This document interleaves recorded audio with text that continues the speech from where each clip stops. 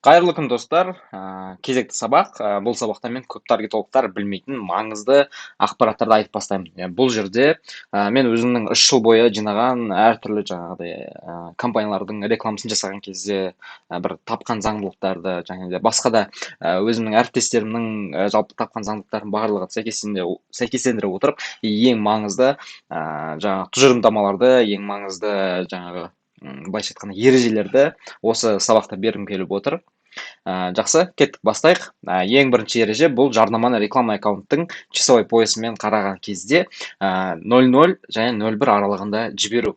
Мысалы, біздер Фейсбукта мысалы автоматты рекламаның аккаунттың часовой поясы бұл бізде Лос-Анджелес тұрады, Тихоокеанское время тұрады. Сол уақыт бойынша 00 және 01 аралығында ғана жібересіз. То есть ана жерде то есть біздің немен батыстың уақытымен немесе Алматы Астананың уақытымен сәйкестендірудің қажеті жоқ. Просто ана жерде 00 деп жазасыздар, және де сол аралықта ғана таргетті жібересіздер. Не үшін? Мынандай нәрсе. Мысалға сіз, например, рекламаны жіберейін деп жатырсыз, сағат, например, қанша 20:00 күніне 10.000 теңге реклама жіберіп, 3 күнге реклама жіберейін деп жатырсыз. Енді 20:00-де сіздің, мысалы, например, уақытыңыз 20:00 деп тұр, сіз күніне 10.000 теңге қойдыңыз. Сәйкесінше мынандай қауіпті нәрсе бар.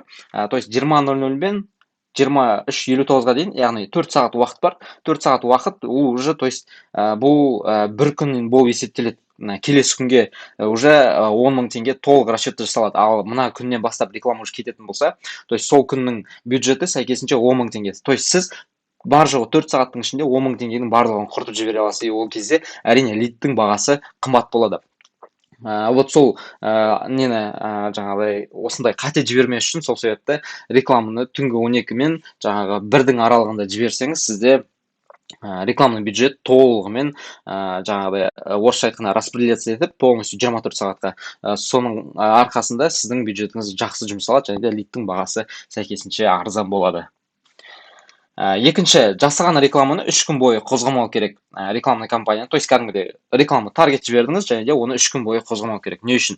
Редактировать етуге болмайды. Не үшін? Себебі бұл жерде ең біріншіден ең басында рекламаны жіберген кезде сразу бұның настройкасы бұзылады, алгоритмі бұзылады, Фейсбуктың алгоритмі бұзылады. Фейсбуктың жалпы таргет деген нәрсе бұл бот, қарапайым бот, робот. Ол алдын ала то есть алдын ала адамдардың іс-қимылы арқылы енгізілген код, яғни сол код белгілі бір жаңағы последовательностьпен жұмыс жасайды.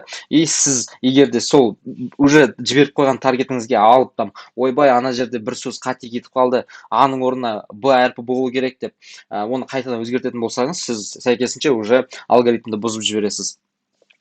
Сол себепті, то есть ол жерде уже жаңа кликтің бағасы, лидтің бағасы қымбат болып кетуі әбден мүмкін. Сол себепті рекламаны 3 күн бойы қозғамайсыз, содан кейін барып 3 күннің ішінде сізге нақты бір результаттар болады, содан кейін барып уже не істей беруге болады, редактировать етіп, одан кейін дублировать етіп, сөйтіп жібере беруге болады.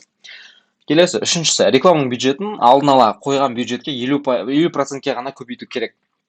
Ол қалай? То есть, мысалы, рекламаны жасаған кезде сізде басында 10.000 теңге қойдық делік. Мысалы, күніне 10.000 теңге қойдыңыз. Енді бюджетті өсіру керек.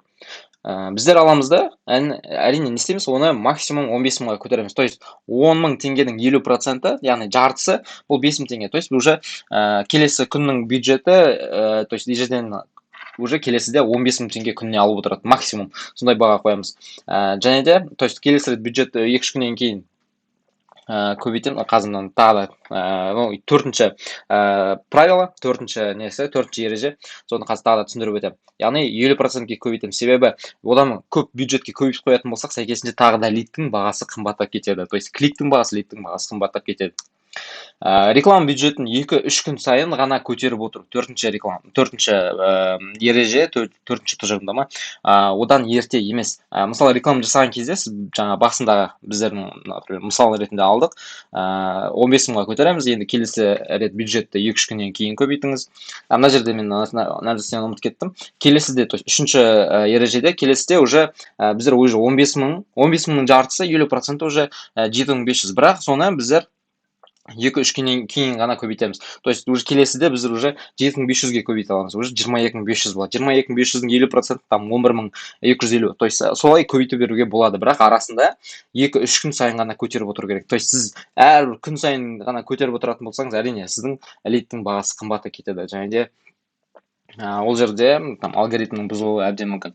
Егер де мынандай жағдай болады, прям срочно вебинарға тіркеу керек, там вебинар уже 2 күннен кейін басталады, срочно көп бюджетпен жіберу керек, уже реклама там тест жасап жатырсыздар, уже бір рекламаны жібердіңіз, енді тағы да бюджет көбейту керек болады, там лидтің бағасы нормально, кликтің бағасы нормально. Ол кезде сумманы көтеру керек болды, резко өте көп бюджет қою керек болған кезде, онда дәл сол рекламаны просто дублировать етесіз де, керек бюджетті қоясыз. Например, там сіз күнделікті 10 мың теңге қойдыңыз да, енді 90 мың теңге или там 100 мың теңге деп сразу қойсаңыз болады. Бірақ бұл жерде ескеретін жағдай, дублировать еткен кезде аудитория бір-бірімен пересекаться етіп кетуі мүмкін. То есть бір-бірімен қазақшасын таба алмай тұрмын. То есть аудитория бір-бірімен араласып кетеді. То есть бір рекламаны бір аудитория көре береді. То есть сізде уже 2 реклама кетіп отыр, 2 рекламында бір адам көруі мүмкін. Вот сондай нәрсе болады. То есть 2 реклама бір-бірімен қатар жүріп бастайды.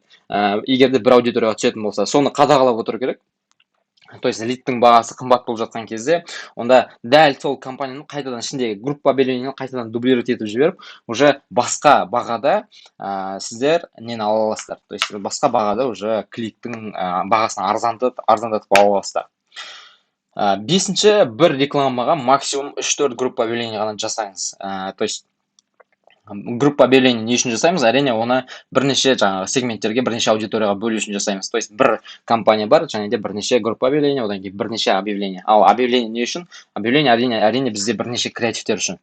То есть бұл жерде бірнеше группа объявлений, то есть мысалы, например, бір кісіге, бір клиентке таргет жіберейін деп жатырмыз, мысалы салон красоты, сіз аласыздар там 4 сегментке бөлесіздер, 4 түрлі рекламаны бір компаниямен жібересіздер максимум.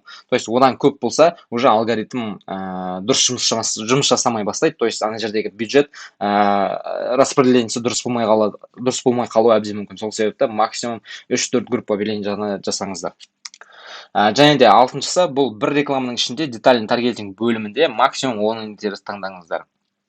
10 интерес, то есть ана жерде там интерестер таңдаймыз ғой, типа там мұғалім, там преподаватель, там учитель деген секілді. Вот сондай интерестердің тек максимум 10 таңдау керек. Одан көп болатын болса, әрине не істейді? Алгоритм бұзылады. Алгоритмнің бұзылғаны бізге керек емес. Себебі алгоритм бұзылса, сәйкесінше бізге дұрыс не келмейді, лид келмейді, лидтің бағасы қымбат болады. То есть заявканың бағасы қымбат, кликтің бағасы қымбат болады, сәйкесінше бюджет дұрыс жұмсалмайды.